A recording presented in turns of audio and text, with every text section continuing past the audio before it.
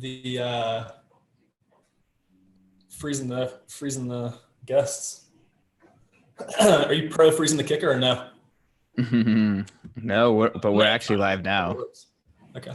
We are actually live. Where is the tweet, Bitcoin Magazine?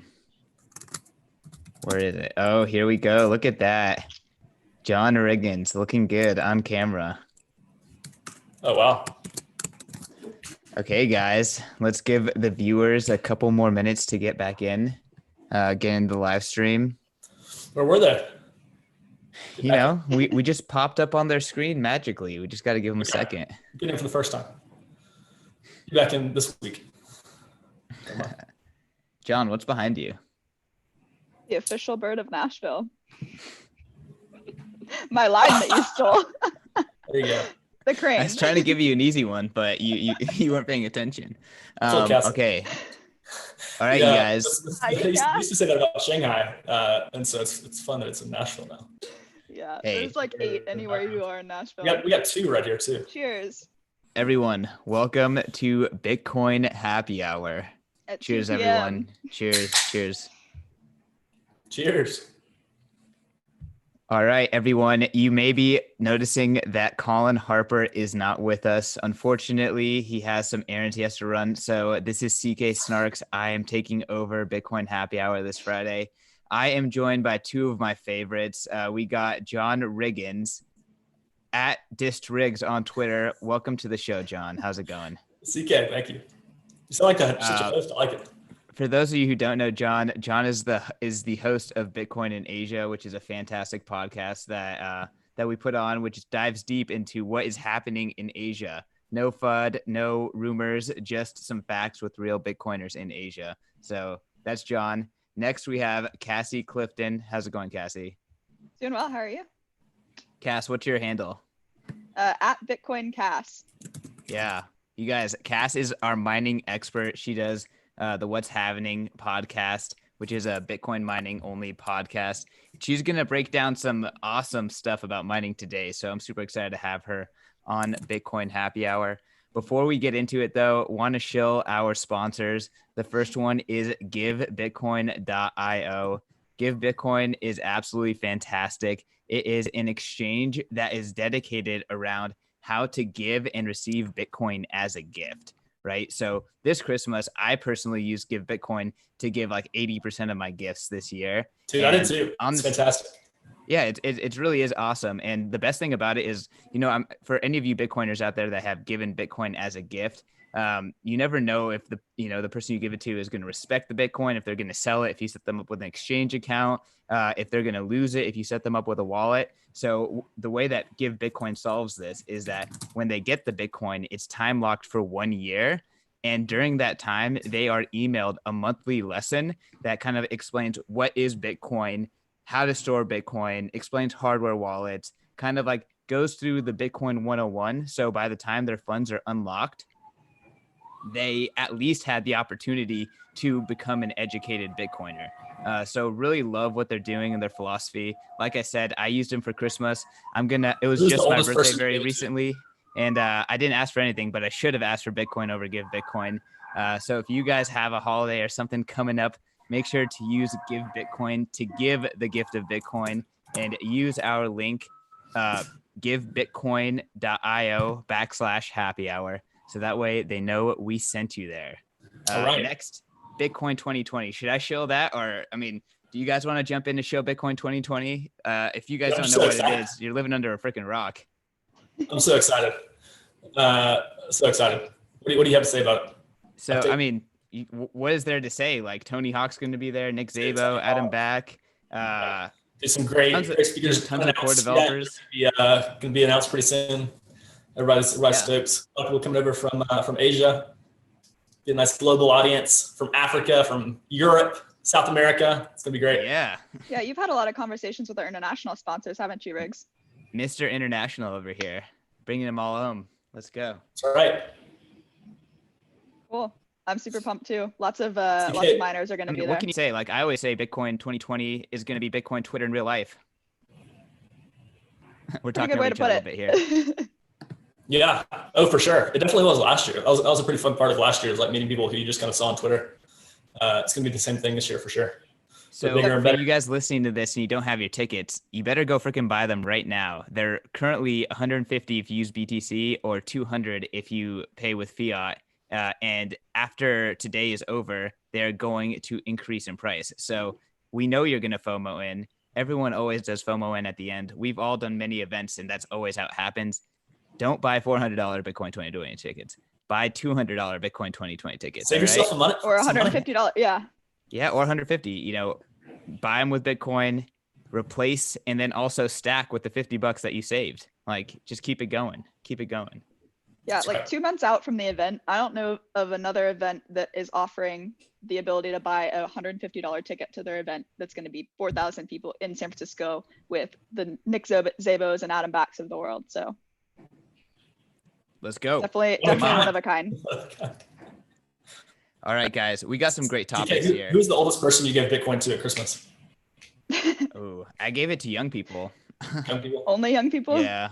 I mean, yeah, not gonna dox the fam too much, but it's mostly the young people trying to seed them early. But yeah, let's jump into our topics. I think the first one is pretty scary, but a lot of Bitcoiners are out there using Wasabi Wallet, using other CoinJoin wallets in order to try to preserve their privacy, in order to not wanting to take other people's use of those Bitcoins and link them to yourself. Essentially, they're using it to clean their Bitcoins. And it doesn't seem like exchanges feel the same way about Wasabi and other coin mixing. There recently has been a little bit of a crackdown by a number of exchanges to folks that are sending their BTC to mixers. I think in particular Wasabi Wallet, which is a super popular mixer. And the most recent one was an exchange in the US, Paxos. They sent an email to one of their customers who had withdrawn their funds from Paxos into their personal wallet, and then sent it from their personal wallet to a Wasabi wallet, and then from there proceeded to mix the funds. And Paxos was using blockchain analysis, knew that their customer within one hop had sent it to Wasabi. I'm assuming that was a regular activity that person had been doing, and they proceeded to reach out to him saying like, hey, did you send this to a CoinJoin wallet? So, I mean, what's the fallout from this? What do you guys think? Is there this seems kind of like the beginning of a battle against CoinJoin. That's kind of my take, but I'm curious what you guys think. Cassie, you want to start? Yeah, I'm just interested to know, like, I think that's great that they're reaching out before just like automatically shutting down his account, like so many other exchanges have done in the past. But like, what is the purpose of them reaching out? Because like, regardless of how he answers, like, unless he can back up what he's saying, like if he's saying, no, I didn't use CoinJoin before that, are they actually going to take him seriously if that same pattern continues and they're like noticing it on their radar? I don't know. So that's interesting. I also noticed like one of their responses to the Twitter was, sorry if we were unclear. We wouldn't necessarily outright deny service to someone who has used a mixer, but we do monitor for alarming patterns. So if you're not going to outright deny them service, I get that and like reaching out. But if they are monitoring for alarming patterns, then like what's the follow-up protocol? I don't think that's very clear with them. So I don't know, maybe it's just the, one of the downfalls of using a KYC exchange. Yeah. You can't really fault these businesses. A lot of these businesses get get a hard time when these kind of things come out. But you gotta follow the law if you're gonna play in these markets. And I liked what Matt Odell said yesterday on their podcast about really it's, hey, if we get enough people using it, if we make it the mainstream thing to do, it's harder to do these types of things. So I'm in that camp. I can't really blame the exchanges, can't really blame the operators that have to, either be shut down or go to jail or, do some of this. So let's keep on. What do you think, CK? Yeah. I don't know. Like one thing for sure is they're monitoring on-chain use. And I think 90% people, at least in the West, use KYC exchanges to get their Bitcoin? Like, I'm curious. Is this an exponential threat to Bitcoin? Not sure. In present day, I don't feel like it is, but in the future, yeah, I think Jameson Lopp's tweet kind of hits home. The next great Bitcoin battle will be over privacy. The cracks are already starting to show as more companies are closing accounts of people who use privacy preserving services. These companies shall find themselves on the wrong side of history. So I guess time will tell. Any takes, John? Yeah, it's a pretty bold tweet. I didn't see that. So you have some alternatives, and if people move towards the alternatives, then again, it's about people, it's about users, and people moving to other routes and letting companies know with their feet what they want. Yeah, that's pretty true as well. Like, that's the beautiful thing about Bitcoin, is that it enables regulatory arbitrage, and someone can just spit up a service in some jurisdiction that doesn't pay attention to it, and then people can sign up to it without using KYC and use that service. Binance was a great example of that. Typically, it seems like when they get too big, that's when governments kind of squeeze, but there's really nothing stopping someone else from entering the market and then addressing that need. So yeah, I mean, Bitcoin's powerful for that reason, but at the same time, it's scary too. Like, people are lazy; they're gonna do the easiest thing possible. And how did gold get taken away? They made a list of who had all the gold, right? So unless you have anonymous gold or you have anonymous Bitcoin, and you have ways to anonymize that Bitcoin, which is really hard right now, that's scary in worst case conditions. Yeah, especially with like exchanges like local Bitcoins enforcing KYC AML rules now. That's just gonna make things even like all that more difficult. So I don't know, maybe in the future there'll be like a Tinder where you like just try to meet up with people to buy Bitcoin. Who knows? It just becomes a subliminal use of Tinder. Is you're actually trying to just buy Bitcoin. Yep. Although it'll probably be like more like a grinder or something that's like Israeli based, right? A little bit more high tech and progressive. So I was in Israel earlier in 2019, and I was looking for non-KYC ATMs. I didn't see any, but I hear rumors that there are non-KYC ATMs in Israel, which is pretty badass. That's very cool. Yeah. I wonder if you just have to know the right people.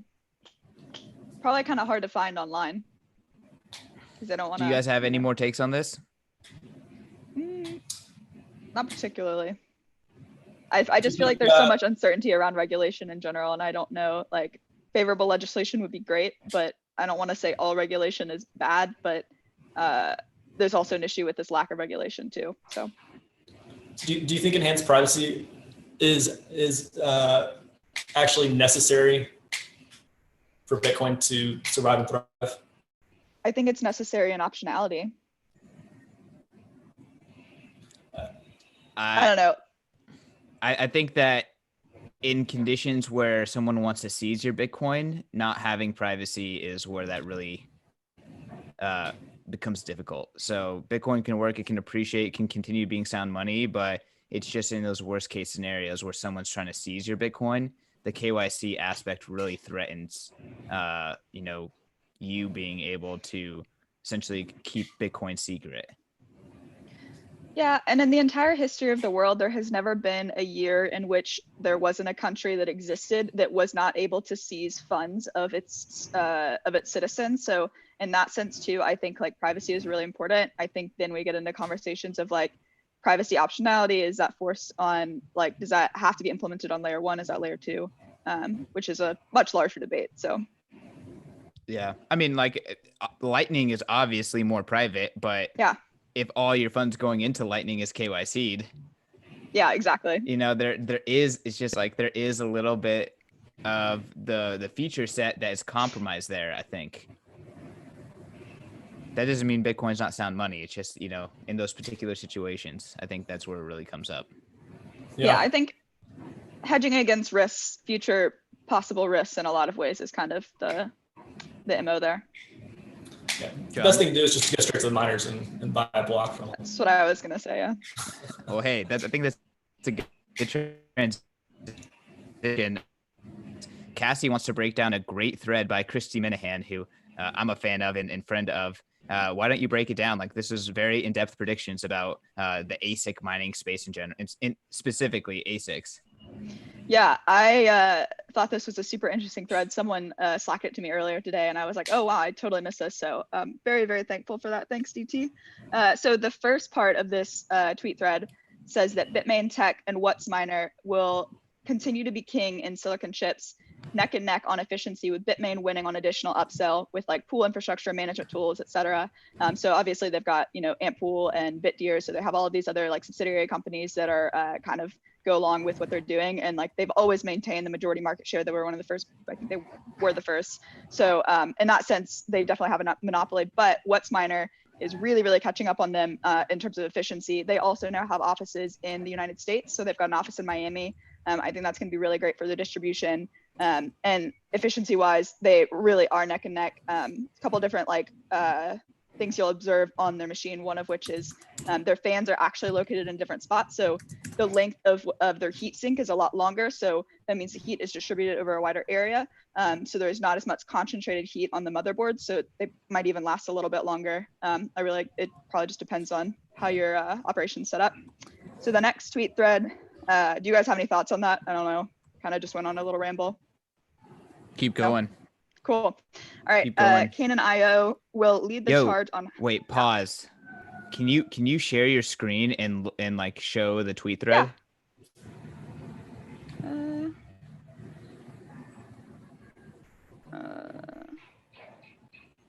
Screen share. Preferences? Should be on the bottom square with a little arrow. Yeah.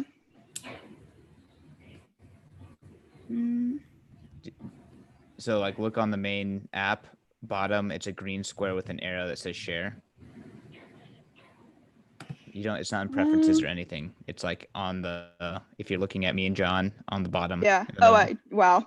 Boom. Yep. Yes. Yep. There we go. Literally, it was pointing at your chin. Yeah. Also, for anyone that is watching, please do not judge me for my tab. Full screen, baby. Right, let's go. Is it full screen? No, it looks good. All right, let's break this down. Yeah, don't judge me for my tab situation. I'm working on getting that under control. Dude, it looks normal to me. Yeah, all right. Because I've got another window minimized, but we'll just let that slide. So anyhow, number 2, Canaan.io will lead the charge on high density immersion solutions and continue to win over a large portion of the Russian and EU markets due to their willingness to build custom solutions for customers. I think that's interesting. I don't know that I necessarily agree with that one, actually. So if the majority of their markets, from what this is saying, and maybe I'm interpreting this incorrectly, so sorry, Christy, if that's the case, but if the majority of the market are Russian and EU, well, the majority of Russian mines are in Siberia, located in really cold areas. So they're actually not going to really benefit very much from an immersion cooling solution. They're actually just going to open their windows and use that to cool their facility. So thought that was interesting. So maybe EU markets, I can understand that. But the willingness to build a custom turnkey solution for customers, I think that is certainly key. And that's something that Bitmain has not historically been willing to do. I mean, you can talk to Slush about that, specifically with the software. Number 3, InnoMiner will take lead on selling chips and IP to allow other farms and operations to build their own devices, taking the mantle from Bitfury Group. That's really interesting. Don't know that I have that much to add there. Anyone else? Maybe Riggs on the international side. We're just gonna respond at the end. Just all right. You chew through this thread. Good. This is all you. Also, I think it's interesting that they might be willing to sell international property, because I know that that's been a really big deal in terms of other players entering the manufacturing industry. That's like one of the largest barriers to entry, especially for like getting manufacturing operations set up in North America, regardless of whether or not, the hardware tech for ASIC miners is like on par with industry standards, like the chips used in iPhones and whatnot. There's still a lot of intellectual property that like Bitmain has rights to, right? We've seen that over the MicroBT WhatsMiner situation going on in China.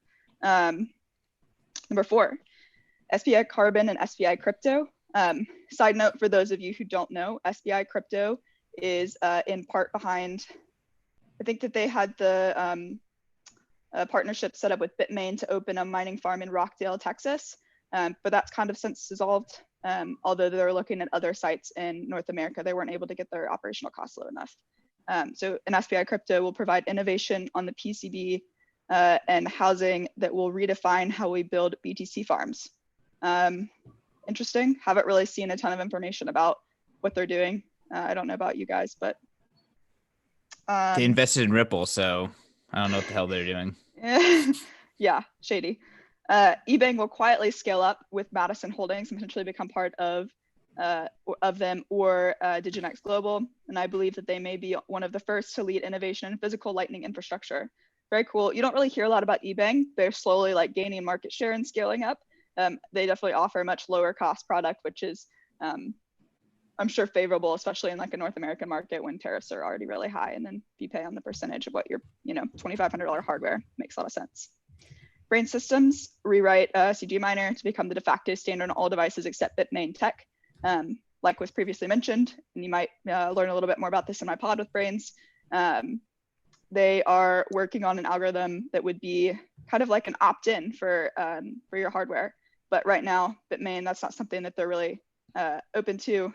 So just kind of see how that goes. Layer 1 official will innovate in high density solutions and be one of the first to lead innovation in casing and power supplies for wind and solar powered miners. Makes a lot of sense, especially on the wind side. Texas has like 86% of the country's, generates like 86% of the country's wind power. They're adding an additional 8 gigawatts to the grid in the next few years, massive amount of energy. Layer 1 is based in Texas, at least their operation site.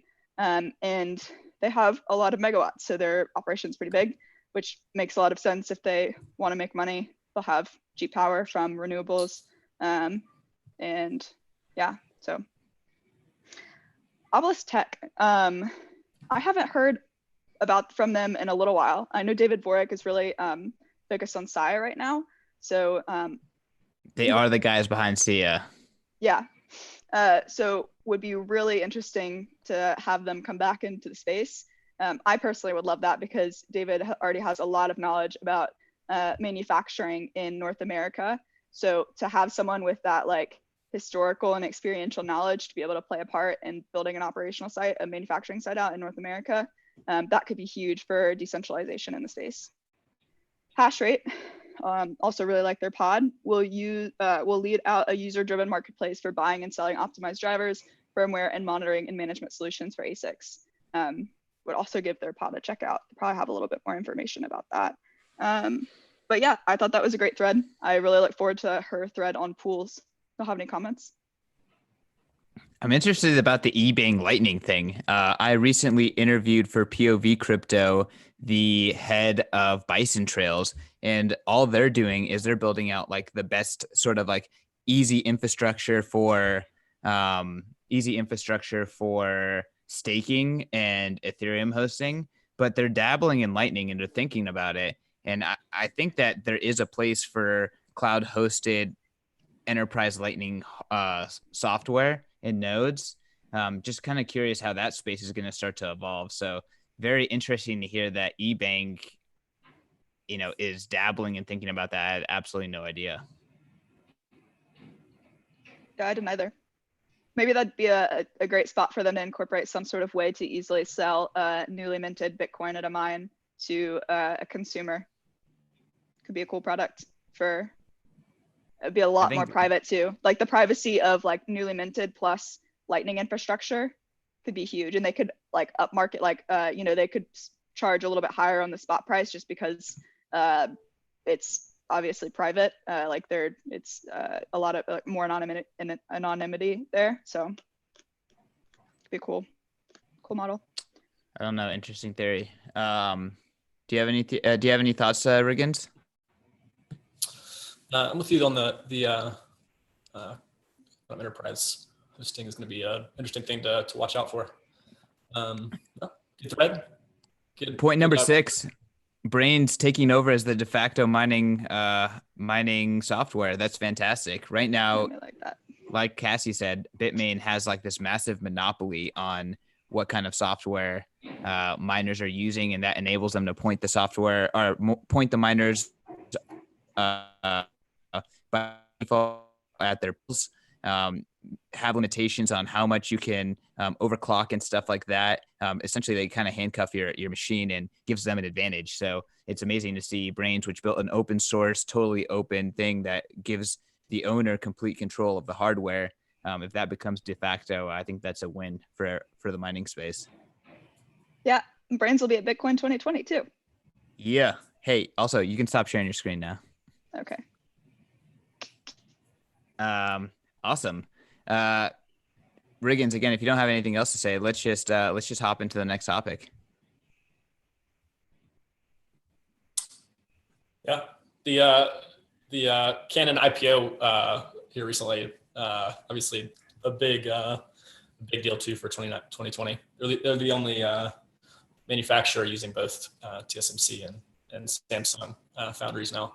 Right. Added a lot of legitimacy to how they're seen in China. Just a very, very big thing, even if the price isn't correlating to Bitcoin's rise as much. But yeah, and pretty much all these mining companies will be at Bitcoin 2020, as Cassie said. The ones that I'm talking to, all of them are interested in meeting with North American power suppliers. They all want to find that cheap American energy, and so that's one thing they're looking for. Great opportunity to meet with all these folks in person. It hasn't happened a lot in the past, so another Bitcoin traditional for. Who would have thunk it that free markets make the cheapest energy in the world? Freaking mind blowing, right? That's very Shout out true. to Texas. Yeah, except for the few countries where like citizens don't actually have to pay for electricity, but yeah, that's because Or the countries are subsidized lucky with amazing natural resources. That's Yeah. it. That's the only reason. yeah, well, a lot fewer human rights too. So America has those resources. Let's go. It's Let's fracking, flex. baby. Yeah, but we also, I mean, look at Texas. Like other states have a much less competitive energy infrastructure and they can't compete with Texas. So even in America, Texas is top dog. Texas is like competitive in just about everything, I feel. It's beautiful. I've never respected Texas more.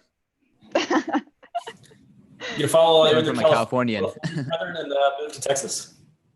You've never been to Texas? I can see that. Oh, I love Texas. Oh, I love Texas But of too. course, like a typical Californian, my favorite part is Austin, right? It's like the So least predictable, Texas. CK. Texas. So basic. Seriously though. Hey, Austin's not basic though. I'm just me, basic okay. as I get. All right, you guys, let's transition over to Lightning Strike. This is a sick app that Jack Mahler's just announced. Pretty much it is a super, super simple app. You plug in your debit card and the only thing you can do is scan a Lightning QR code and pay it. And it's essentially a gateway from your debit card to Lightning, which I have a lot of opinions on, but I'm going to let the panelists try first and get at it. Let's start with Riggins. Oh, it's awesome. Make it easy for people. I'm more interested in hearing your take, actually. It's gotten just a great amount of good press too. You can just tell that everyone appreciates how they go about their business, quietly and just shipping important stuff. You can tell that they have a lot of respect, which is cool.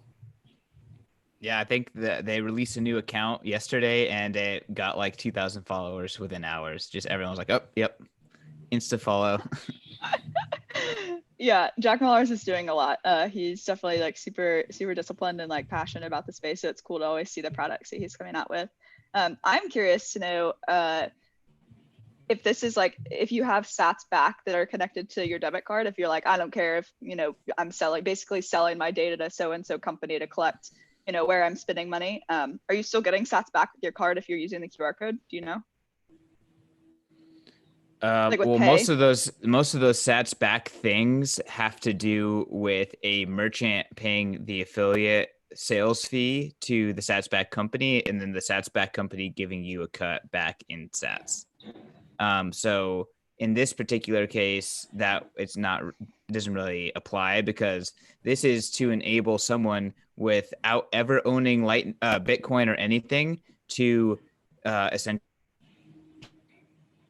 scan one code and then make an instant payment directly from their bank account. So it's a fiat to Lightning gateway. Cool. But like, so you could use this like walking into a Starbucks, right? More or less is kind of the Only idea. if the Starbucks accepts Lightning. So doubtful okay. anytime soon. Gotcha. Yeah. But essentially what this does is like someone doesn't have to be like, let's just assume the Bitcoin ecosystem grows and there's more people that want to buy things that are exclusively in the Bitcoin ecosystem. Now they can, in the most simple way possible, they can connect their sorry, my cat is trying to get in over my computer. Get out of here. But essentially, they download this app, connect take a picture of their debit card, get it connected, and then boom, that's all they need to get into Bitcoin. They can start interacting with Bitcoin. And I think where the revolution is actually on the merchant side, because let's say the merchant doesn't want to deal with fiat at all, but they want to be able to open up their business to fiat. Essentially, this Lightning Strike app enables that. Very cool. That makes sense. Yeah. We should have Jack parked out of the Bitcoin 2020 store for a little while, or someone else there from our team to get people onboarded that are wanting to use their debit cards. That is a good idea. We should talk to him about that. Yeah. Yeah. So Cassie, on your point on Sats back, it's like the incentive is like the company, to CK's point, wanting to receive Bitcoin. They can say, hey, 2% off, whatever, if you pay, and if you use this, if you use this app and commit or Lightning, but an incentive discount. Not the same for the spender, but yeah. All right, guys. Well, I mean, so I guess I'll just go give you my opinion. Get out of here. Why don't you just hold cat him? Is persistent because I can't get him. He's behind the computer. So I mean, my take here is like, so I've been, and this is kind of a roundabout way of doing it, but I really want to see someone create a product where it is a fiat payment processor on the front end, and then on the back end it auto sells into Bitcoin, and the merchant just gets Bitcoin. I think that is super, super interesting. Freaking felines, dude. So I feel like this is like a step in that direction, and the UX might even be cleaner than that. And they may have done it better than I could have imagined. I just don't know exactly what the flow is for people like getting to account and be like, oh, only Bitcoin? I have to download this app? Like, I just don't know. Maybe it's going to work well. It was cool that Jack did release those videos showing him using it. And he was like, can you stack sats with this? Yeah, you can. Just create your own invoices and pay your own invoices, which I think is pretty freaking badass. So there is definitely, I could see a lot of people in the Bitcoin space just buying the app for that. But I guess my point here is I actually think that it might be more useful in the short term to enable on-chain payments too. But they're not. It's only Lightning payments. What do you guys think about that? Like, do you think the focus on only Lightning payments is something that is going to hinder growth for a while? Like, do people want Lightning Bitcoin right now? I don't know. I think it could go either way. I think that like when you're reading this Medium post too about like spending Bitcoin as a taxable event, even if like you're spending with like Lightning in small amounts and whatnot, I thought that was a good point, but wait, explain that point a little bit more. Let me find this.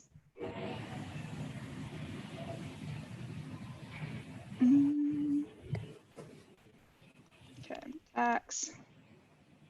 My computer has decided to lag because I have all of these freaking tabs open. Okay.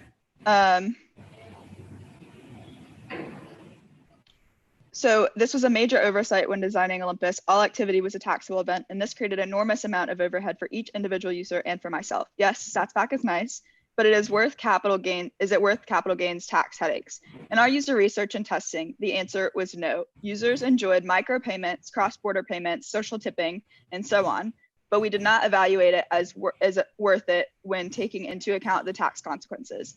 As a merchant, this was arguably a bigger issue. Merchants were accepting Bitcoin via Lightning and every now and then converting to fiat to pay operational expenses. The tax headache was not worth it, and nearly all merchants opted out of accepting Bitcoin. So I think like who wrote this? This is Jimmy Mao, Strike by Zap. So Jack. So Jack wrote this against spending Bitcoins and cash back. Which I understand. It is difficult because like that's even the case for like the Fold and Fold apps that use sats back.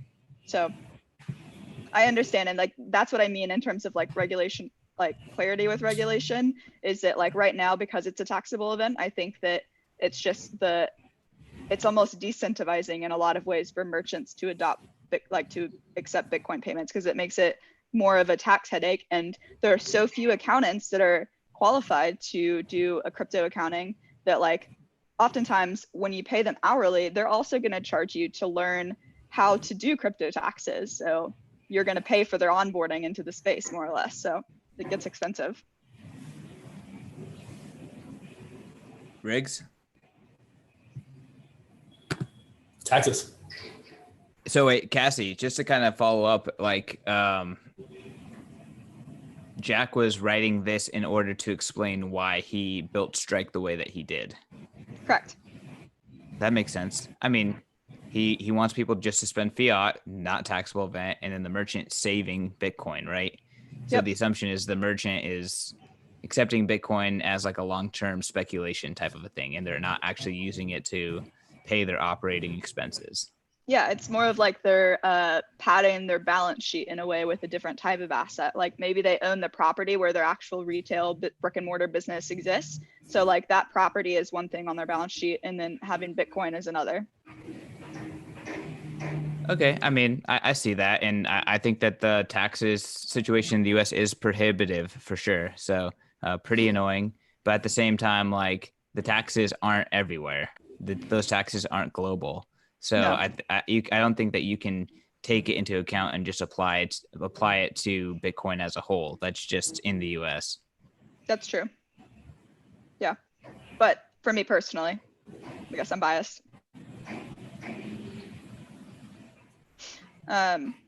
Riggs, any thoughts? Nothing out. All right, cool. Well, I mean, I think we can just wrap it up now. Let's get to shilling our Twitter links. Riggs, since you're last to speak, do you have any final words for the audience, and where can they find you?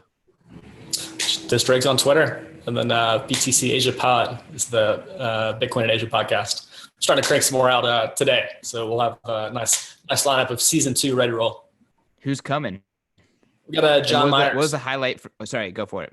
He's the chief design officer at Liquid, the Japanese-based exchange. So kind of around what he thinks about design in the space now, and how they think about UI UX in different markets. Pretty interesting if you're into that topic. What was your favorite episode in the past? Because I'm assuming most people watching haven't checked out Bitcoin in Asia. Yeah, some fun ones. I really enjoyed Top from BitCup. Really great story. The biggest exchange in Thailand now. Really like the kind of the Brian Armstrong of Thailand or something. So in a better way than maybe some Bitcoin guys just would say. But just an impressive career as an entrepreneur, young guy. I think he's 28, 29. And he started CoinsPH, which was the most successful, essentially, Bitcoin company in Southeast Asia so far. Sold for 100 mil to Gojek. And then now he's running the largest Bitcoin exchange in Thailand again in BitCup. So super fun talking to him. And then some other good ones too. Binsberg from Blockstream up in Beijing was a fun one. I love that one. A lot more to come. Awesome. I'm excited for him. Cassie. Yeah, same question. So next week I'll have a pod coming out with Luxor. So they're a North American mining pool, super cool. They're actually working with Slush on kind of not necessarily implementing, but helping with adoption and building out some of these like proof of work cases. And then, so that's with Nick Hansen, their CEO, and then Eddie Wong, who's one of their lead developers. And then in a couple of weeks, I'll have an episode coming out with Justin Padola. I think that's how you pronounce his last name. I'm sorry, Justin, if that was incorrect. So Justin's at Elite Mining, which I actually hadn't heard of, but I met him at a mining conference in last July. Just a really cool dude. He is really passionate about this space. He had a previous background in construction and like solar and renewables implementation. So it makes him really, really great for kind of like a transition into building out a mining operation. They're actually a tokenized operation, meaning that like pretty much anyone can buy into their operation, which is really cool to be able to like say that you're a part of that. I mean, obviously they have some lead investors, but then the buy-in is like $7,500, which is very reasonable. So I think that's super, super cool.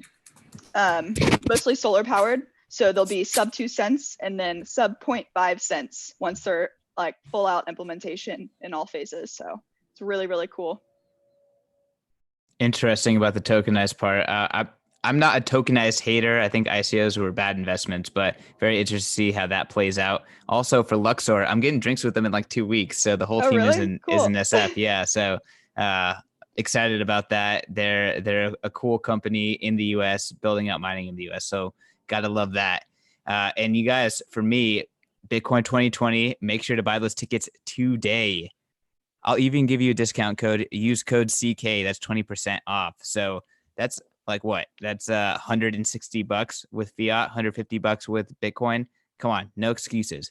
Buy your tickets today, and then you can find me at CK_snarks on Twitter. You can find my personal podcast at POV CryptoPod. It's just me, the BTC guy, against David Hoffman, the ETH guy, and it's just always a battle royale about what is the best currency. Obviously, it's Bitcoin, but we like to give them some time on the stage too at POV Crypto.